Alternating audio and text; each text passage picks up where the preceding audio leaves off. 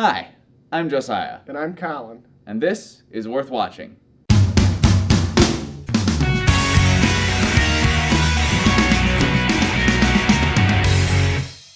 And welcome to the 75th Annual Hunger... Dude, this is worth watching. Welcome to a new episode of Worth Watching! Alright, hello and welcome to this episode of Worth Watching. Today the movie we're going to be talking about is The Hunger Games Catching Fire. Now, fair warning, neither Colin or I has ever read any of the books, so this will all be based entirely on what we thought of the movie by itself. However, Anna has read the books, and her review is going to be later on in this video, so stay tuned for that if you want to hear what she thought it compared to the books. Okay, so the plot of this one actually is pretty simple. Katniss and Peeta, they are still having to continue their fake love story, and they're not selling it very well. So at the beginning of the movie, President Snow shows up to Katniss, and he basically threatens her and says, if you don't sell this, there's going to be an uprising in the districts, and I will threaten you, and everyone you love, exactly, I'll kill them, so you better sell it. So President Snow and his advisors now, they're still trying to kill Katniss. The reason why he wants to get rid of her is she's now becoming a threat to him and his districts. Right. They're She's worried becoming about a symbol, uprising. and so they have to make sure that they can kill her in a way that's not going to martyr her. So in order for him to do that, he sets up a special series of the games, but it only involves all the victors that have won previous games. So they want to pull her back in the game so she can be killed there. Yeah.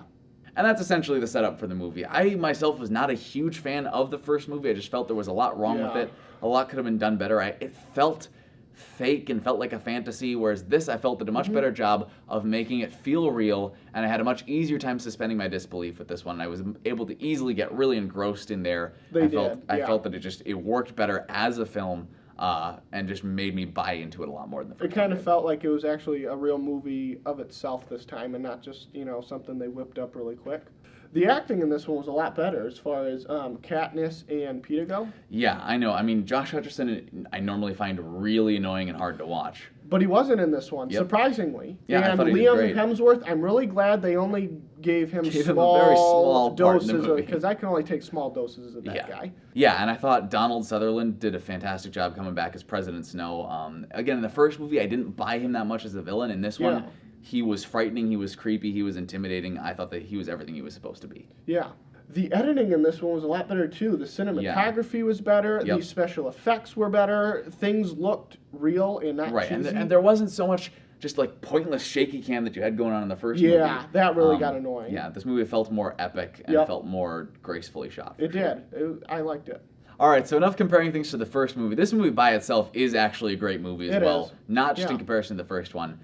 They introduced a lot of really great characters in this movie, and one of those who I really liked was Philip Seymour Hoffman's character. I can't remember the name of his character off the top of my head, but he's the new game maker for the games, and he's just a very stoic, very intimidating character who just carries this gravitas with him, and you can just buy into everything that he's saying. You just listen really closely. Any scene that he was in, he completely stole, and he was just one of my favorite characters to watch in the movie. He was. I'd agree on that one. So even though there really isn't anything either one of us have to complain about this movie, there wasn't anything wrong. However, it's just not my cup of tea.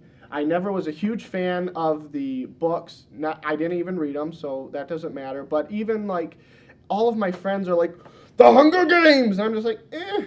It's just not my wow. It doesn't wow me as much. But it was a great movie for what it was trying to be. It's just not my personal type of favorite. All right, so with that in mind, what would you give this movie on a scale of A through F?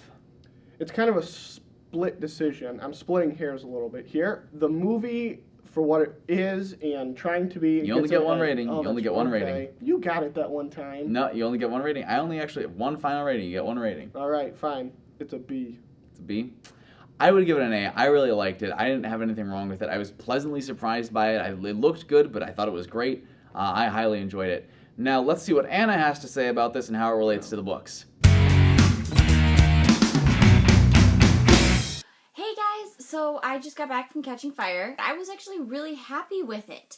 I did read the books about a year ago, and at the end of Catching Fire, the book just made me feel so empowered. And so just move forward, let's get going with this revolution. And I was really happy that the movie made me feel that way too, and I felt like it didn't leave out any poignant details. I saw so much when I was reading Suzanne Collins' book that the movie didn't show everything that I saw, but as far as capturing that story and putting it on screen, they did a really good job. A comparison from the first movie and the second movie, I greatly preferred the second one to the first one. The editing was a lot better, the cinematography was a lot better, and the feel was a lot better. The acting was better. Everyone really owned their characters, and I greatly appreciated that. You could really see some little layers to Peeta and to Katniss, and Katniss is hard to show layers with because she doesn't talk a lot, and I thought that Jennifer Lawrence did a really good job with that. Woody Harrelson really started bringing Haymitch back to life, and Effie was perfect. I was really enveloped into the movie, not quite originally, but at the point when they are in District 11, I started crying. I felt like an absolute sap, but just the music and the power of the moment really got to me, and that's when I realized how much I was sucked into the movie, and how much I really cared about the story, and how much I actually cared whether or not this movie was good. And I was very happy with it. As a movie, it's probably an A, but it's not quite as satisfying as the book. So for you fans that are like really into the book and really listening to Katniss's thought process and going through it, you're so much more connected to the characters in the book than you are in the movie, but you're still connected to who you need to be connected to. And I greatly appreciated that, and I thought it was a great movie.